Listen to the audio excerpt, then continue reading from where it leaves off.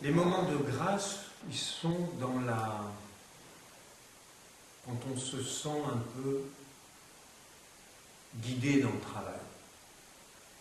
C'est-à-dire, il y a un moment où tu as l'impression que ta main est guidée par quelqu'un d'autre que ta tête, parce qu'on n'est plus vraiment nous-mêmes à ce moment-là. Il nous arrive parfois de vivre des expériences qui nous interrogent. La réalisation artistique, par exemple, peut nous amener à entrer en contact avec autre chose, avec d'autres espaces de notre conscience, d'autres dimensions intérieures et de nouvelles profondeurs de notre mental. La pose de La Fontaine, dans le parc d'études et de réflexion La Belle Idée, en France, s'inscrit dans l'histoire du parc parce que celui-ci est un lieu propice à la recherche de sens et permet l'accès à ces espaces profonds. La Fontaine, dont nous allons vous raconter la création, est un des éléments symbolisant le sacré dans les parcs. La salle est un espace de méditation. Sa forme sphérique facilite le contact avec soi-même et avec la profondeur de l'être humain. À l'entrée du parc, le portail d'inspiration shintoïste marque la limite entre le monde extérieur et le monde intérieur et invite le visiteur qui le franchit à la réflexion. Le monolithe, jonction entre la terre et le ciel, conduit, par sa forme élancée, le regard vers le haut. La Fontaine. La symbolique de La Fontaine, je crois que chacun doit faire sa propre interprétation. Moi, j'ai la mienne en tant que constructeur, donc j'ai vécu beaucoup de choses autour de la construction. Mais je pense qu'il y a un point que je trouve très important, c'est l'aspect qu'il y a un point d'émission et un point de réception dans une fontaine. On peut voir le masculin, le féminin, on peut voir les opposés qui se complètent, on peut voir simplement une source d'inspiration, un endroit agréable dans ce parc. Construire la fontaine au parc, la façonner, ça a été une chance, un point d'application concret qui avait à voir avec un savoir-faire et un amour pour les formes en général. Donc les proportions de la fontaine, c'est des proportions humaines.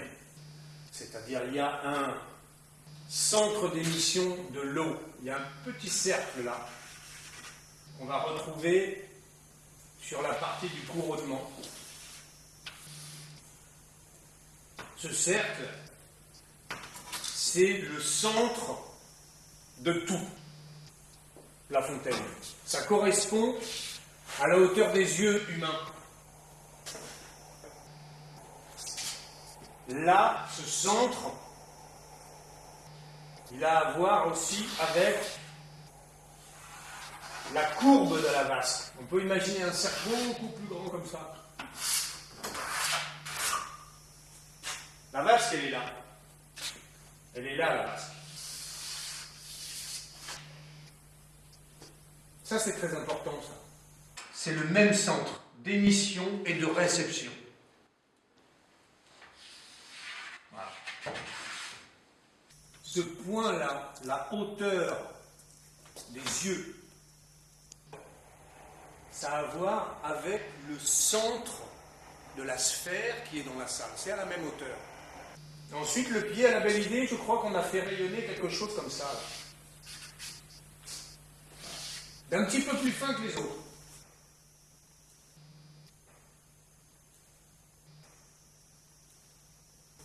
Il faut qu'elle ait l'air d'une danseuse, un peu en équilibre quand même, un peu de grâce à la parisienne. Donc si on avait un œil humain, là, possiblement, le nombril serait là. Les jambes là. C'est juste ça le secret des proportions de La Fontaine. Dans une œuvre, n'importe quoi, un élément, une forme a une métrique basée sur l'être humain,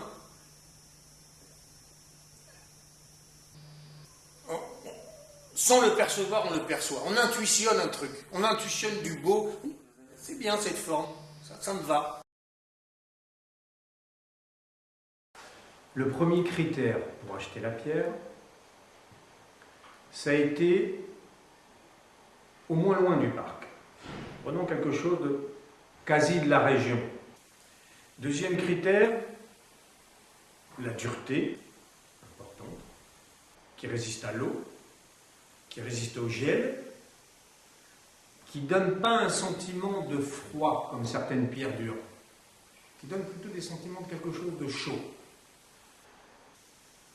Qu'elle soit veinée dans sa couleur. On achète 3 blocs. Il y a la base qui était un bloc d'environ 70 cm de hauteur, si je me souviens, peut-être une cinquantaine de centimètres de largeur et d'épaisseur. Il y a la vasque, qui doit faire 1,20 m, je crois. 1,20 m, une trentaine de centimètres d'épaisseur. Et puis il y a le couronnement. Ça, c'était une petite pièce, je crois, 18 ou 20 cm de large. J'ai monté une sorte de petit atelier provisoire dans le parc. J'ai commencé à sculpter. On ne peut pas dire sculpter, là. Plutôt de la taille de pierre pure et simple. D'un point de vue technique, ce n'est pas ce qu'il y a de plus intéressant. La forme est très simple. Il y a une méthode pour faire du rond qui soit super régulier. Très régulier. Là, il y a des petits secrets de métier que je ne vais pas dévoiler là.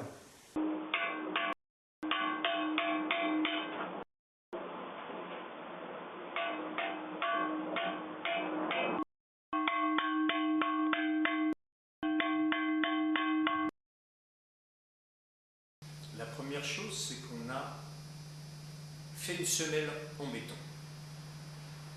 qu'on a mis à niveau avec une machine.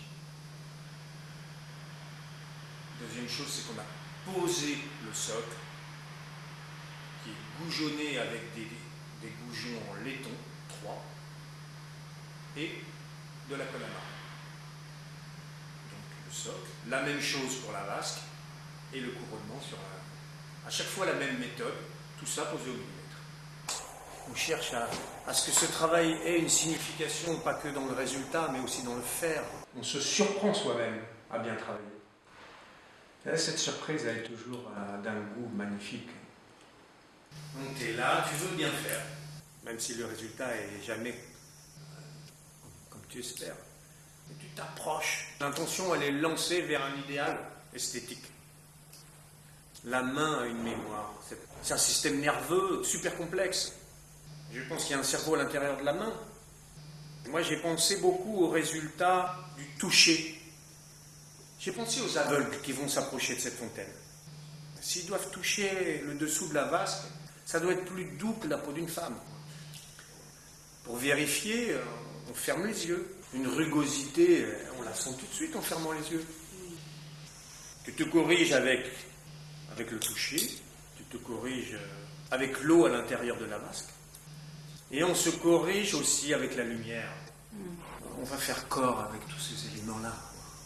Il y a l'eau, il y a le soleil, il y a la pierre. Mais c'est toujours la pierre qui gagne la bataille. C'est elle qui gagne toujours. Ce qui a été intéressant, c'est le soin apporté. C'est le fait de, pour moi, une des premières fois où je travaillais la pierre de façon bénévole. Je gagne rien. Ça, c'était super.